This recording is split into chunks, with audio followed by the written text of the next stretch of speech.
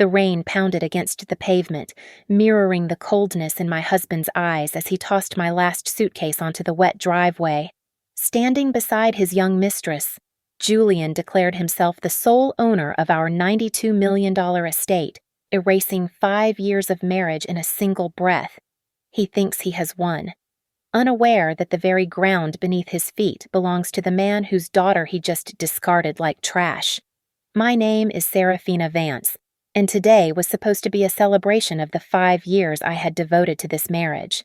I had just returned from a grueling business trip in Tokyo, my heart fluttering with anticipation as the town car wound its way up the private drive of the summit. I had spent weeks planning this surprise for our anniversary. However, the surprise was mine to bear. As the iron gates parted, the first thing I saw was not the warm glow of the foyer lights welcoming the mistress of the house, but a pile of Louis Vuitton luggage dumped haphazardly onto the wet cobblestones. They were my bags. I stepped out of the car, the heavy rain instantly soaking my coat. Before I could process the absurdity of the scene, the massive oak doors swung open. Julian Vance stood at the top of the marble steps, looking down at me like a king inspecting a peasant. He was not alone. Clinging to his arm, draped in a silk robe that I instantly recognized as one from my private collection, was Sierra. She was his executive secretary, a woman I had treated with nothing but kindness. "Julian," I called out, my voice trembling against the roar of the storm. What is going on? Why are my things outside? Julian did not descend to meet me. He simply adjusted the cuffs of his bespoke suit, his expression devoid of any warmth. "It is over." "Serafina," Julian announced, his voice projecting clearly over the rain. "I have filed the papers this morning. You are no longer welcome here." I took a step forward, instinctively reaching out to the man I loved. But why is this a joke, Julian? We have been married for 5 years, and that is 5 years too long, he sneered. "You should have read the fine print of the document you signed last month. I told you it was a routine asset protection update. It was actually a modification to our prenuptial agreement. It states clearly that in the event of a divorce, I retain sole ownership of all marital assets, including the summit. You get nothing." My breath hitched in my throat. You tricked me." Sierra stepped forward then, a cruel smirk playing on her lips. She raised her left hand to tuck a strand of blonde hair behind her ear, deliberately flashing the diamond on her finger. I felt the blood drain from my face. It was an emerald-cut diamond, vintage and distinct. "That ring," I gasped, pointing a shaking finger. "That is my grandmother's ring. It was in my safe. You have no right." "It looks better on her," Julian said dismissively. "Sierra knows how to wear luxury. You always treated jewels like they were a burden, just like you treated my ambition." I tried to steady myself, digging my fingernails into my palms to stop the shaking. "Julian, look at me. I am your wife. Is this because of her? You are throwing everything away for a fling." Julian laughed, a cold, sharp sound that cut deeper than the wind. "A fling." "No, Sierra is a strategic partner. We are approaching a major funding round for Zenith. Investors want to see a power couple. They want youth, vitality, and sex appeal. They want Sierra. You are just plain. You are too ordinary. Serafina, you have no pedigree. You are a drag on my brand. I supported you." I whispered, the heartbreak turning into a dull ache in my chest. "When you had nothing, I was there. And now I have everything, so I do not need you," he countered. He gestured to the security guards standing by the gate. "Escort Ms. Vance off the property. If she returns, arrest her for trespassing." The guards, men I had employed and treated with respect, moved toward me with apologetic eyes but firm grips. They ushered me back toward the street, past the $92 million mansion that Julian believed was his kingdom.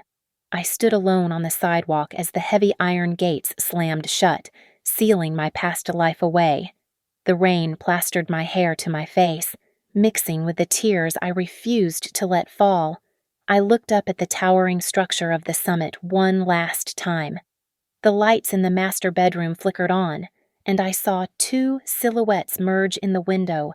Something inside me snapped. The sorrow evaporated, replaced by a cold, hard resolve that felt like steel in my spine. Julian thought I was a nobody. He thought I was just a simple girl from a normal background. He had no idea. I reached into my drenched coat pocket and pulled out a burner phone I had kept hidden for emergencies. My fingers did not tremble as I dialed the number. It rang once. "It is me," I said into the receiver, my voice steady and low. "Activate the protocol. He has made his move." "Now we make ours." Less than 2 minutes after I hung up the phone, a phantom black sedan glided to the curb. It was not one of Julian's flashy sports cars, but an armored vehicle with tinted windows that absorbed the city lights rather than reflecting them. The driver held the door open, his face an impassive mask of professionalism. I slid into the leather interior, the silence of the cabin instantly cutting off the noise of the storm. As we sped toward downtown Los Angeles, leaving the hills behind, I watched the raindrops race across the glass and allowed my mind to drift back to where it all began. 5 years ago, Julian was not the titan of industry he claimed to be today. He was a programmer with holes in his sneakers and a vision that no one wanted to fund. I met him in a cramped coffee shop where he was trying to nurse a single espresso for 3 hours. I fell in love with his passion, his hunger. Back then, I introduced myself simply as Serafina, a freelance graphic designer. I never told him my last name was Thorne. I never told him that my father was Marcus Thorne, the real estate mogul whose shadow loomed over half the city. I wanted to be loved for who I was, not for the billions attached to my bloodline. I closed my eyes, remembering the nights I stayed up while he slept, making calls to my father's associates using voice modifiers and encrypted emails. I set up shell companies to funnel capital into his startup, Zenith. Every major contract he won, every regulatory hurdle that miraculously vanished. It was all me. I paved the road he walked on, clearing the stones so he could run. But as Zenith rose, the Julian I loved began to fade. The tender man who wrote me poems on napkins was replaced by a narcissist who measured human value in stock options. He started coming home late, smelling of expensive perfume that was not mine. He stopped looking at me and started looking through me. The car came to a smooth halt in the private underground garage of the Skyline Tower. I took the elevator to the penthouse, a property purchased through a blind trust that even Julian did not know existed. The doors opened to a panoramic view of the city, but I ignored the lights. I walked straight to the master study and pushed aside a painting of a stormy sea. Behind it lay a biometric safe. I pressed my thumb against the scanner. The steel door hissed open. Inside, resting on a velvet tray, was a thick leather folio. I carried it to the desk where Mr. Harrington, my family's longtime attorney, was already waiting. He stood up as I entered, his silver hair catching the dim light. "Serafina," he said, his voice grave. I saw the news. "The divorce filing has already been leaked to the press." "I know," I replied, placing the folio on the desk. Julian moves fast when he thinks he has the upper hand. Harrington opened the folio and spread out the yellowed documents inside. They were the original land deeds for the entire Beverly Hills estate where the summit was built. My father had gifted the land to me as a secret dowry, held in the anonymous trust. Julian had built the house, but the dirt it sat on, the driveway he walked on, and the air he breathed belonged to me. "I have reviewed the papers Julian served you," Harrington said, adjusting his glasses. "The modification to the prenuptial agreement he is citing. It is a clumsy forgery. He believes he owns the house because his name is on the construction permits. He does not realize that under California property law, the structure is inseparable from the land title, which is irrevocably yours. He looked up at me, his eyes sharp. "We can evict him tomorrow. We can have him arrested for fraud by noon. Just give the word." I ran my hand over the old paper. It would be so easy to end it now, to snap my fingers and watch him crumble. But that was too merciful. Julian had humiliated me. He had thrown me out into the rain like garbage. Immediate justice would be a slap on the wrist when he deserved a guillotine. "No," I said softly. "Not yet?" Serafina Harrington asked, a hint of confusion in his tone.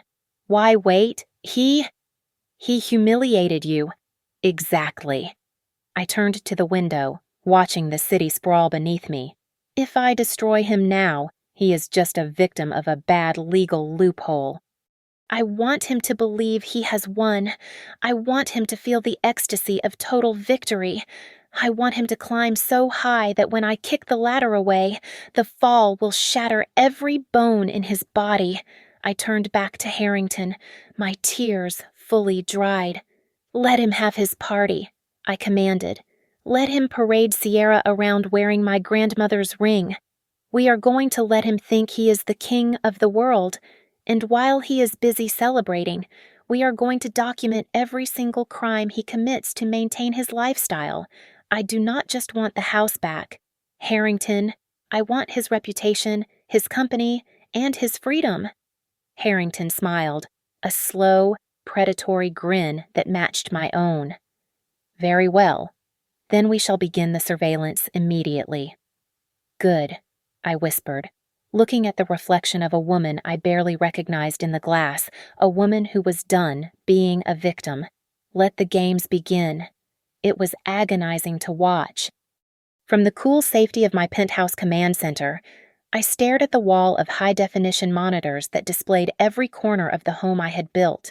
Julian believed he had successfully evicted me, but he had no idea that I was still there, watching from behind the lenses of micro cameras hidden in the crown molding and smoke detectors. On the main screen, I watched Sierra laughing as she tossed my collection of first edition novels into a garbage bag. She called them dusty trash. Julian stood nearby, directing movers to replace my elegant, understated furniture with gaudy, gold-plated monstrosities that screamed new money.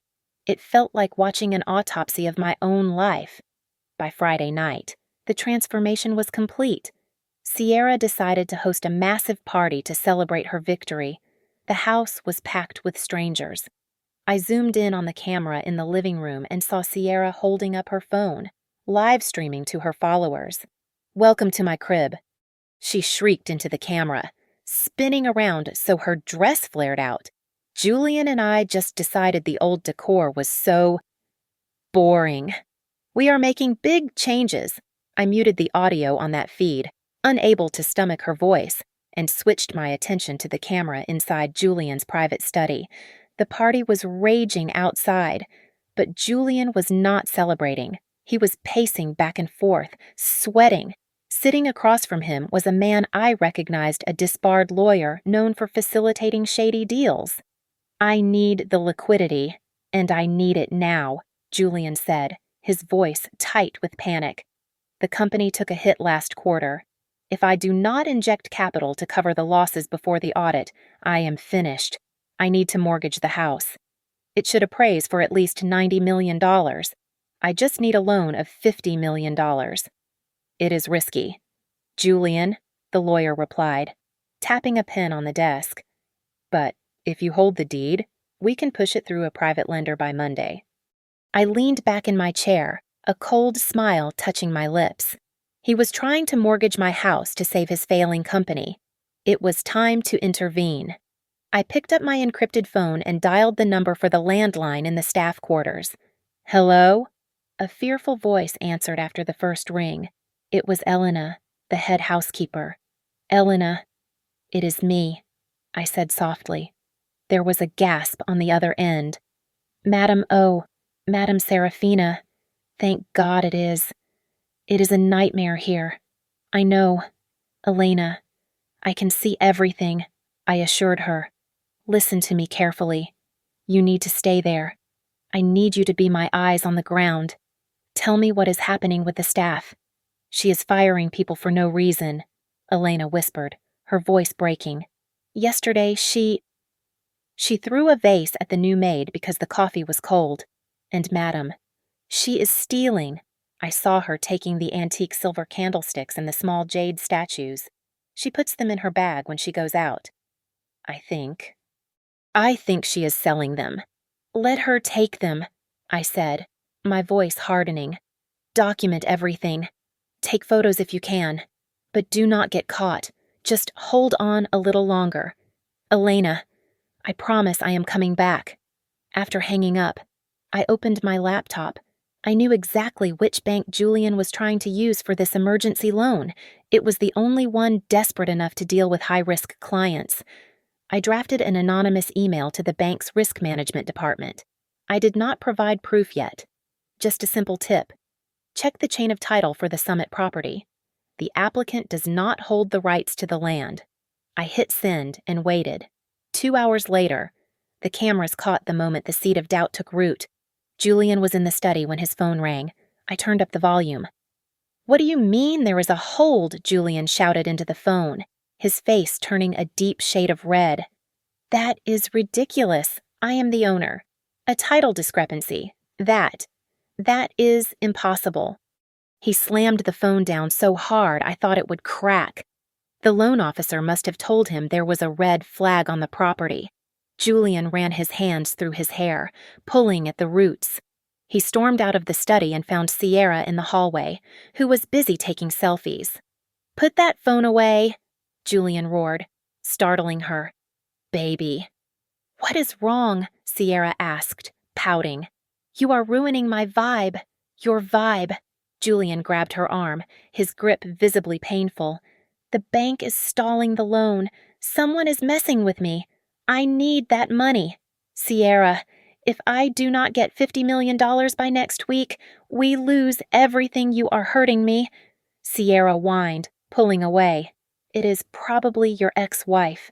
She is jealous. She is a nobody. Julian spat, his eyes wild with paranoia. She is on the street, but someone is watching, and I am going to find out who. I sipped my tea, watching him unravel on the screen. He was looking for an enemy in the shadows, never suspecting that the enemy owned the very roof over his head. It was time to pull the trigger on my first major offensive. Utilizing the proxy shares held by my father's massive conglomerate, I initiated a formal demand for an immediate, surprise forensic audit of Zenith. It was a lethal maneuver. For a company like Julian's, which had been running on inflated projections and creative accounting, an audit was not just an inconvenience. It was a death sentence. From my command center, I watched the chaos unfold in real time. Julian was pacing around his home office, his tie loosened and his hair disheveled. He was screaming at his chief financial officer over the speakerphone. What do you mean the accounts are frozen? Julian bellowed, slamming his fist onto the mahogany desk. I have payroll in 48 hours. I have vendors to pay. Unfreeze them. I cannot, sir. The CFO's voice crackled through the speakers, sounding terrified. The auditors have locked everything down. They are flagging suspicious transactions from the last 3 quarters. It looks bad. Julian, really bad. Julian ended the call and immediately began dialing his broker. He was desperate for cash. I watched as he tried to liquidate his assets, only to hit wall after wall. He tried to sell the yacht, but the broker reminded him that he was only 2 years into a 10-year lease. He tried to list the vacation home in Aspen, but the deed was tied up in the same trust as the mansion my trust. He was a millionaire on Instagram, but in reality, he was drowning in debt. Sierra, witnessing the water rising around the ship, did exactly what I expected a parasite to do. She stopped posting glamorous selfies and started making exit plans. Later that afternoon, while Julian was at the office trying to put out fires, I intercepted a call Sierra made from the master bedroom. She was speaking in hushed, urgent tones. He is sinking. David, Sierra whispered, looking over her shoulder at the closed door. The audit is going to destroy him. But I have the source code for the new AI project on a flash drive. How much is it worth to you?" I leaned in closer to the screen. She was calling Julian's biggest rival. $5 million, Sierra asked, her eyes lighting up with greed. "Make it $7 million, and I will bring it to you tonight." Deal. I recorded the entire conversation. She was not just leaving him, she was selling him out for a golden parachute. That evening, Julian stumbled through the front doors of the mansion. He was drunk, his movements heavy and uncoordinated. He walked into the living room and froze. Sierra was not waiting to comfort him. Instead, she was frantically wrapping a jagged, abstract Basquiat painting, one of the few genuine pieces of art I had purchased in bubble wrap. "What? What are you doing?" Julian slurred, leaning against the doorframe for support. "Liquidity." "Babe," Sierra replied coldly, not even bothering to look at him. "Since you are broke, I need to secure my own future. This painting should fetch a few $100,000 on the black market." "You are stealing my art," Julian roared, the alcohol fueling his rage. He lunged across the room, grabbing her arm and spinning her around. "I gave you everything I made you. Get your hands off me!" Sierra shrieked, struggling against his grip. "You are pathetic. You promised me a dynasty, and all you have is debt and lawsuits. You are a loser." Julian. The insult snapped something inside him. Julian's hand connected with her cheek with a sickening crack. The sound echoed through the high ceilings of the foyer. Sierra stumbled back, clutching her face, her eyes wide with shock that quickly morphed into venomous hatred. "Get out!" Julian yelled, pointing a shaking finger at the door. "Get out of my house! You are nothing but a leech! Go back to the gutter where I found you." Sierra straightened up, her expression turning icy. She did not leave. Instead, she laughed a low, menacing sound that stopped Julian in his tracks. "Kick me out. Go ahead," she taunted, stepping closer to him. "But the moment I walk out that door, I am sending the unredacted ledgers to the SEC. Oh yes, I know about the fake invoices. Julian, I know about the shell companies in Panama. You throw me out, and you go to prison for 20 years. Julian froze. The color drained from his face, leaving him pale and trembling. He was trapped in his own stolen home with a woman who held the keys to his destruction. Watching from my screen, I took a slow sip of my wine. It was a beautiful sight. The predators were finally turning on each other. "Let it burn," I whispered to the empty room. I opened my encrypted email client. It was time to add fuel to the fire. I attached a folder containing photos of Julian and Sierra entering hotels while we were still married, along with a few choice bank statements showing company funds being used to pay for her jewelry. I sent it to the city's most aggressive tabloid reporter with a simple subject line, "The Zenith of Corruption." By tomorrow morning, the world would know that Julian Vance was not just a failure of a businessman, but a moral failure as well. The first domino had fallen. Julian was a drowning man, and I was about to throw him an anchor made of lead. The tabloids were already circling, feeding on the scraps of rumors I had leaked, and his creditors were calling every hour. It was the perfect moment for Mr. Harrington to make his entrance. He arrived at the summit not as my family attorney, but as the polished, high-powered representative of the Olympus Group, a fictitious international consortium I had created just for this purpose. I watched the meeting through the hidden camera in the library. Julian looked exhausted, his eyes bloodshot. But when Harrington laid the offer on the table, I saw the spark of greed reignite in his gaze. "My clients value privacy and prestige above all else," Harrington said smoothly, sliding a heavy document across the desk. "They are prepared to offer $120 million for the property. All cash. Immediate closing. Provided, of course. The title is clear." Julian stared at the contract, his hands trembling slightly. $120 million. It was enough to wipe out his debts, silence the investors, and restart his life. It was a lifeline he could not refuse. The title is... "It is complicated at the moment," Julian stammered, wiping sweat from his brow. "But nothing I cannot handle. I am the owner. I just have some administrative hurdles." "Excellent," Harrington replied, standing up. "We need the preliminary sale agreement signed by Friday. Do not disappoint us. Mr. Vance." As soon as Harrington left, Julian grabbed his phone and dialed his crooked lawyer. "I do not care what you have to do," Julian screamed into the receiver.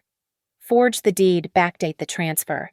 Just make it look legal. I have a buyer offering $120 million, and I am not losing this deal because of a piece of paper." He was so blinded by the money that he did not realize he was committing a felony on tape. He was conspiring to sell a property he did not own. But the drama was not over. Sierra had been listening from the hallway. She sauntered into the room, her eyes gleaming with predatory intent. She knew Julian was desperate, and she smelled blood. "So," Sierra purred, leaning against the desk, $120 million. That is a lot of money for a man who was broke yesterday. "This saves us," Julian said, his voice thick with relief. "We can start over." Sierra laughed, a harsh sound. "I want security. Julian, I want my name on that contract. I want 50% of the sale proceeds transferred to my offshore account immediately upon closing. Or," she let the threat hang in the air, or what Julian snarled, "or I tell the buyers that the house belongs to your ex-wife," she whispered, leaning in close. "And I send the real accounting logs to the FBI. 50%. Julian, take it or leave it." Julian looked at her with pure hatred. He was trapped between a rock and a hard place. "Fine," he spat out, defeated. You greedy witch." "Fine. You get half."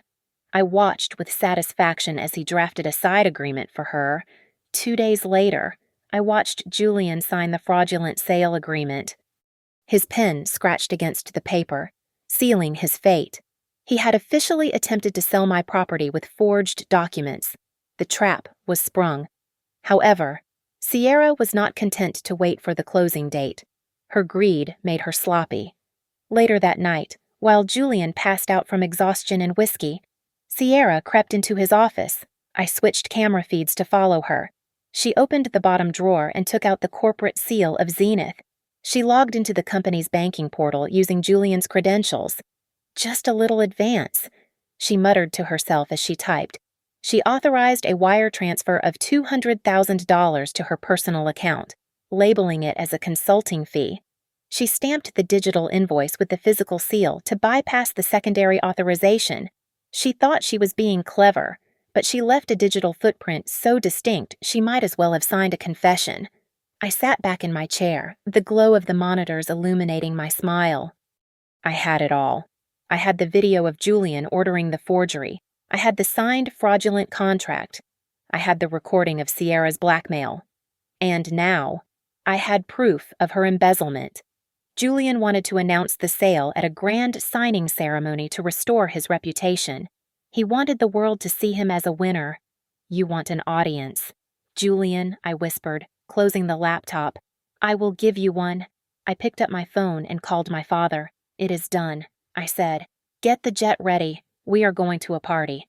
The final piece of the puzzle lay in the hands of a man Julian had discarded 3 months ago.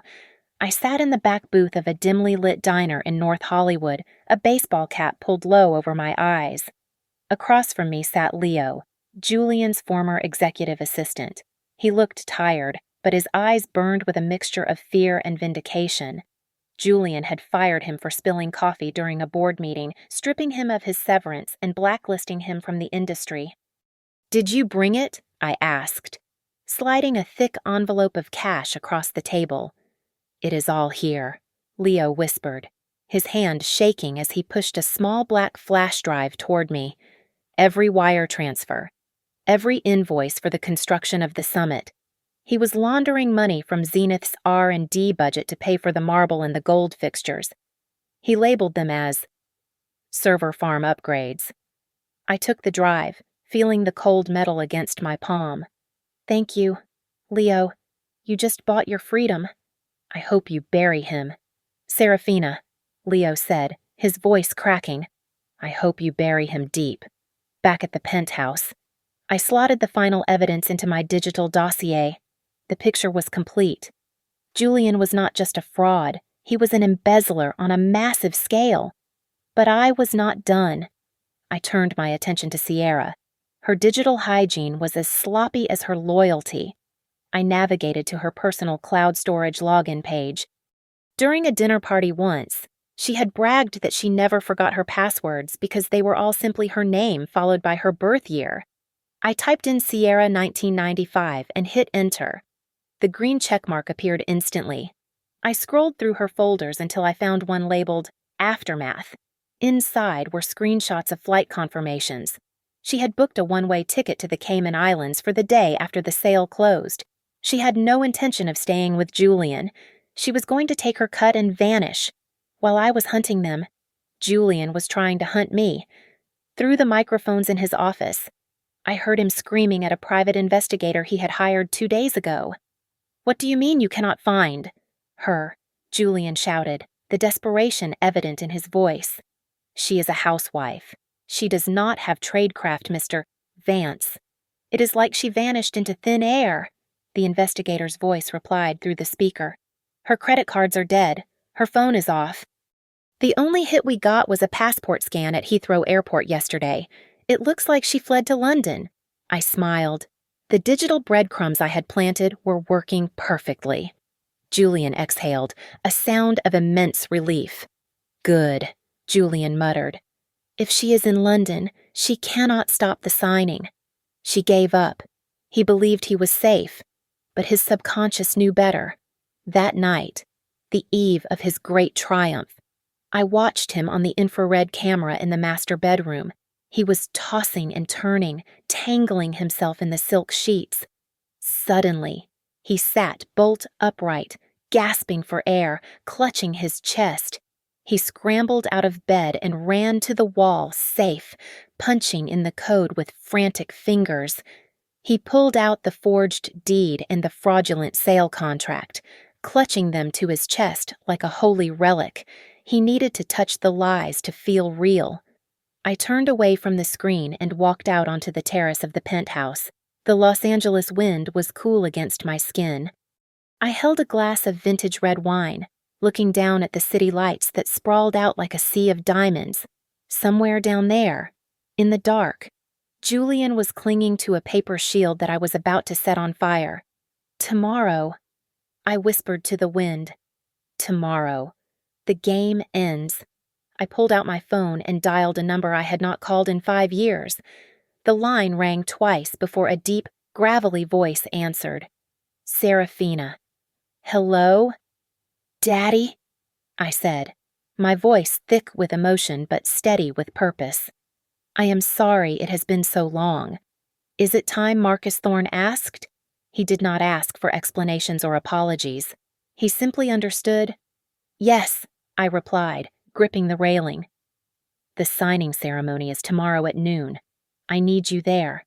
I need everyone to know whose daughter I really am. I will be there, he promised. And Serafina. Give them hell. I hung up and took a sip of wine. The trap was set. The bait was taken. The prey was fattened. All that was left was to spring the steel jaws shut. The grand hall of the summit was transformed into a theater of absurdity.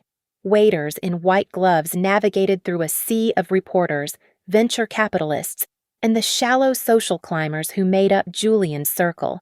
The air smelled of expensive champagne and desperation. From the shadows of the mezzanine, before making my entrance, I watched the spectacle below. It was exactly noon, the hour Julian had set for his triumph. Julian stood on a raised platform, bathed in the glow of spotlights.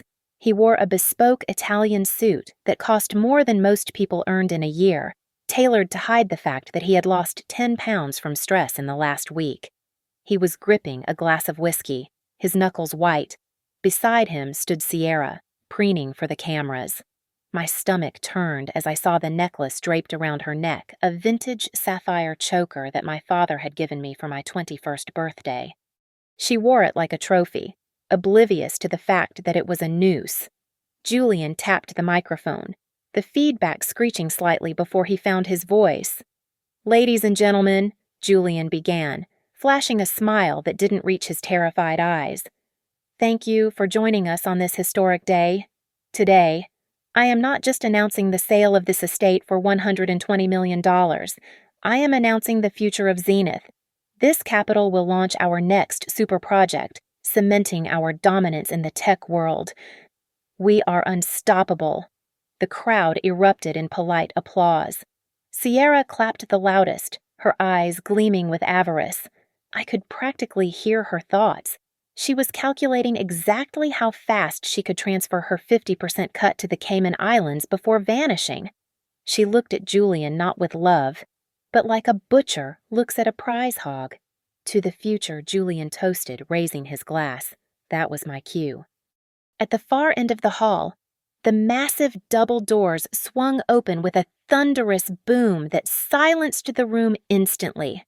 The paparazzi, sensing fresh meat, spun around, their cameras flashing in a blinding stroboscopic wave. But the lights were not for Julian. I stepped across the threshold.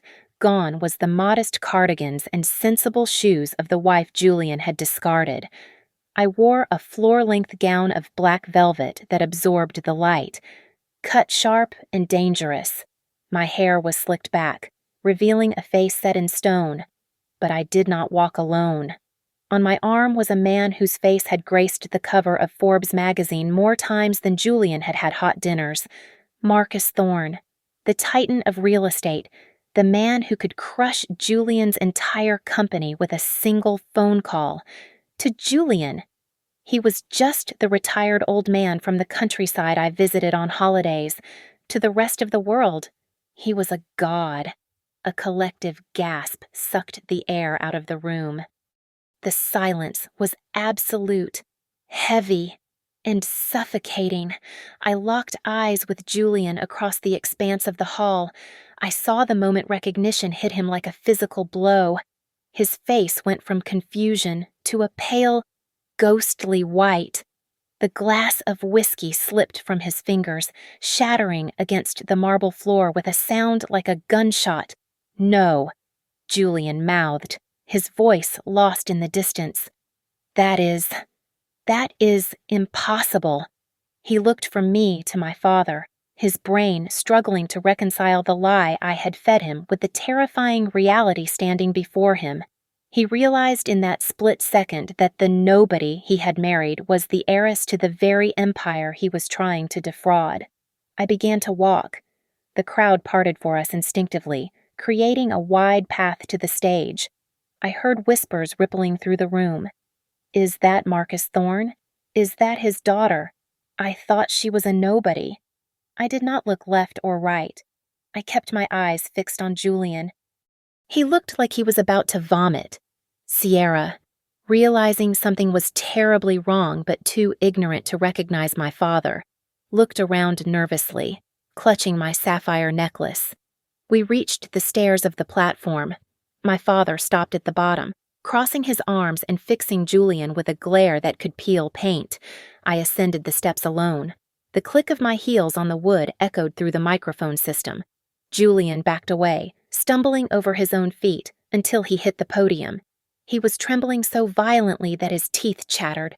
"Serafina," he wheezed, his voice barely audible. What are you doing here? Who?" I didn't answer him. I reached out and snatched the microphone from his shaking hand. He was too weak to resist. I turned to face the crowd, the blinding lights, and the cameras that were broadcasting this moment to the world. "This man just told you a very expensive lie," I said, my voice calm, amplified, and lethal. "And I am here to correct the record. Welcome."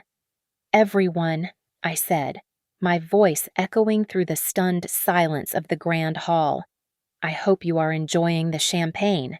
It is vintage 1998, brought up from the cellar of my home. I placed a heavy emphasis on the word my, letting it hang in the air like a guillotine blade. Julian stood frozen at the podium, his mouth opening and closing like a fish out of water.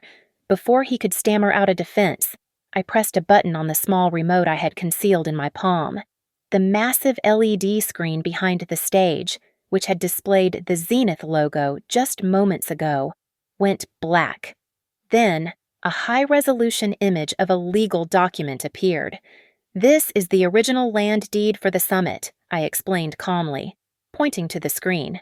"As you can see, the property is not held by Julian Vance, nor by Zenith. It is held by the Thornfield Trust, and the sole beneficiary of that trust is Serafina Thorne." A murmur of confusion and shock rippled through the crowd. Julian snapped out of his trance, lunging for the microphone I was holding, but I stepped back effortlessly. "She is lying," Julian screamed, his voice cracking with panic. "That is a forgery. She is just a bitter ex-wife trying to sabotage me. I built this house. It is mine. You built a house on land you do not own." "Boy!" A deep voice boomed from the stairs. Marcus Thorne stepped onto the stage. His presence was overwhelming. He did not need a microphone. He looked at Julian with the disdain one might reserve for a cockroach. "I purchased this estate 30 years ago," my father announced, his voice carrying to the back of the room. "I put it in a trust for my daughter to ensure she would always have a home, regardless of who she married. The papers you tried to sell to the Olympus Group, they are worthless. No." "No." Julian backed away, shaking his head violently. "This is a setup." "Oh, we are just getting started," I said coldly. I pressed the remote again. The screen changed. This time, it was a video. It was the footage from Julian's office, clear as day. The audio played over the speakers, crisp and damning. "Forge the deed. Backdate the transfer. Just make it look legal. I have a buyer offering $120 million, and I am not losing this deal because of a piece of paper." The gasps from the audience were audible.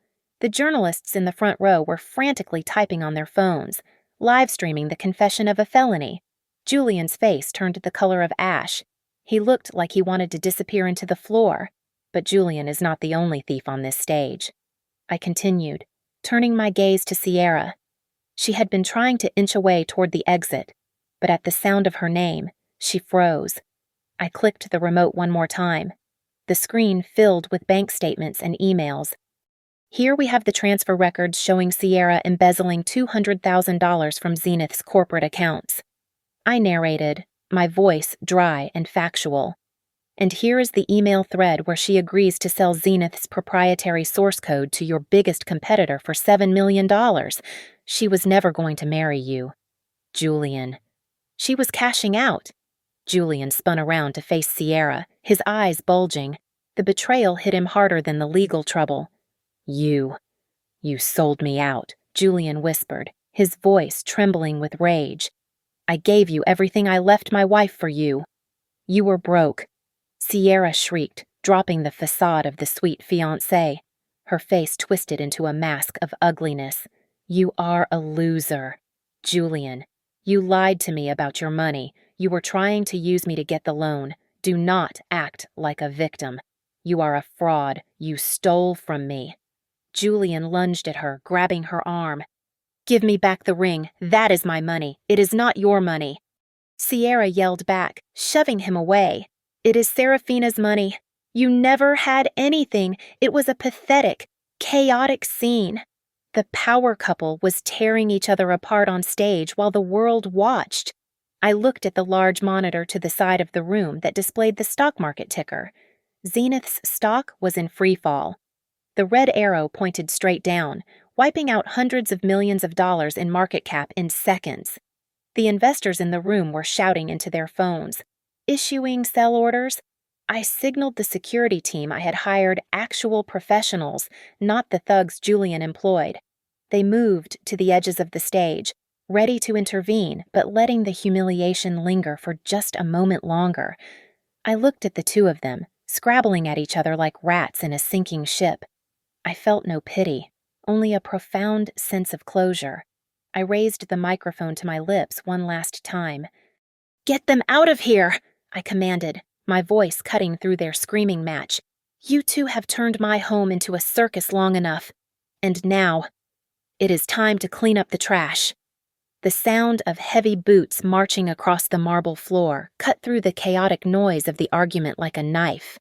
The doors to the grand hall were thrown open once again, but this time it was not for a dramatic entrance of a guest. It was the Economic Crimes Division. I had coordinated with the lead detective 3 days ago, handing over the dossier of evidence Leo had provided, along with the recordings from the house. They had been waiting in the driveway for my signal. "Julian Vance," the lead detective shouted, his voice booming over the commotion. "You are under arrest for wire fraud, forgery of legal documents, and grand larceny." Julian froze. The fight went out of him instantly, replaced by a primal terror. 2 officers moved in, grabbing his arms and pulling them behind his back. The sound of the handcuffs clicking shut echoed in the sudden silence of the room. It was the sound of his empire crumbling. "No, no, you cannot do this," Julian screamed, struggling uselessly against the grip of the officers. He looked wildly around the room until his eyes locked onto mine. The arrogance was gone, replaced by desperate pleading. "Serafina, Serafina, tell them it is a mistake we are married. You cannot let them take me to jail. Please." For the sake of the last 5 years, I watched him with no more emotion than I would have for a stranger. The last 5 years were a lie. "Julian," I said, "I am your husband," he wailed, tears streaming down his face now. "I love you. I made a mistake, Serafina. Please." While Julian was being restrained, another pair of officers approached Sierra. She tried to back away, knocking over a tray of champagne flutes in her panic. "Do not touch me," she shrieked as an officer grabbed her wrist. "I did nothing. It was him." "Julian made me do it. He is the one who forged the papers. I am just a victim here. We have the bank records." "Ms. Sierra," the detective said calmly, "and we have the recording of you conspiring to sell trade secrets. You are under arrest for corporate espionage and theft." "He is a liar," Sierra screamed, pointing a manicured finger at Julian as they dragged her past him. "I hate you, Julian." "You ruined my life. You ruined yourself," Julian shouted back, spitting at her. I stepped forward as the officers began to haul Julian toward the exit. I signaled for them to pause for a second. I wanted him to hear this. I looked down at him, remembering the night he kicked me out into the rain, remembering the cold superiority in his voice. "Do you remember what you said to me on the front steps?" "Julian," I asked softly, though the microphone carried my voice to his ears perfectly. "You said that I was useless. You said I was weak." He stared up at me, his lip quivering. "You said this is a world of the strong," I continued, my voice hardening into steel. "And you just realized how weak you really are." The officers shoved him forward, and he was dragged out into the daylight, his sobbing fading as the doors closed behind him. The silence that followed was heavy. Then the sharks turned. The investors and business partners, who just minutes ago were clapping for Julian, swarmed toward my father. They offered apologies and extended hands, desperate to distance themselves from the fraud. "Mr. Thorne, we had no idea," one banker stammered. "If we had known Zenith was in such a state." My father did not shake a single hand. He stood with his hands clasped behind his back, looking at them with cool indifference. "Do not apologize to me," Marcus Thorne said, gesturing toward me. "I am just a guest. You are standing in my daughter's house." The crowd shifted their attention to me, but I had no interest in their flattery. I turned to Elena, my loyal housekeeper, who was standing by the service entrance with a group of the staff. They were beaming, Elena was already holding a large trash bag. "Elena," I called out, "please clear the room, and start by throwing out anything that belonged to that woman." "With pleasure." "Madam," Elena replied, her smile wide and genuine. She immediately moved to the podium and swept Sierra's clutch purse into the garbage bag as if it were toxic waste. I turned back to the remaining reporters who were still filming. "One last thing," I announced. "The legal team has already initiated the process to recover the funds Julian embezzled. Every single cent that is recovered will not go back into Zenith. It will be donated immediately to the National Coalition Against Domestic Violence and other charities supporting women who have been displaced by their partners. Now, get out of my house." Slowly, the hall emptied. The flashing lights ceased. The murmurs faded. Within 20 minutes, the last of the parasites had driven away. I stood alone in the center of the grand hall. The floor was littered with broken glass and the debris of a party that never happened. For the first time in months, the air in the house felt clean. The suffocating weight of betrayal was gone, replaced by a profound, quiet relief. I took a deep breath, filling my lungs with the scent of rain and victory. I was home. It took exactly 7 days for the contractors to scrub the last vestiges of Julian and Sierra from my home. I stood in the foyer, watching as the gaudy, gold-plated light fixtures which Julian had installed to look wealthy were carried out to the dumpster. In their place, I restored the original crystal chandeliers that my grandfather had commissioned in 1950. The walls, which Sierra had painted a garish shade of pink, were stripped and repainted in cool, calming creams and whites. We were not just renovating, we were performing an exorcism. Later that afternoon, a courier from the district attorney's office arrived with a small, sealed box. I sat at my vanity and opened it with trembling hands. Inside, resting on a bed of cotton, was my grandmother's ring. The police had confiscated it from Sierra's clutch bag before she could pawn it. I slid the emerald-cut diamond back onto my finger. It felt heavy, cold, and undeniably right. It was no longer just a piece of jewelry. It was a symbol of survival. Mr. Harrington stopped by the next morning with updates on the criminal proceedings, and he could barely hide his amusement. "It is a bloodbath in there, Serafina," Harrington said, setting his briefcase down. Usually, co-conspirators stick together to get a plea deal, but these two, they are singing like canaries. Julian is claiming Sierra drugged him and forced him to sign the papers. Sierra is claiming Julian threatened to kill her if she did not help him embezzle. Because they are so busy destroying each other, the prosecutor is throwing the book at them. They are looking at 15 to 20 years, minimum. No parole. I signed the final divorce papers right there on the coffee table. This time, there was no prenuptial agreement loophole for Julian to exploit. I was the plaintiff, the victim, and the victor. He was leaving this marriage with exactly what he brought into it, absolutely nothing. Not a single penny of my fortune would go to his legal defense or his commissary fund. With the house reclaimed, I turned my eyes to the business. I petitioned the board and successfully ousted the remaining cronies Julian had hired. I formally changed the name of the company from Zenith, a name that now reeked of fraud, to Thorn Innovations. As the new CEO, I implemented strict transparency protocols.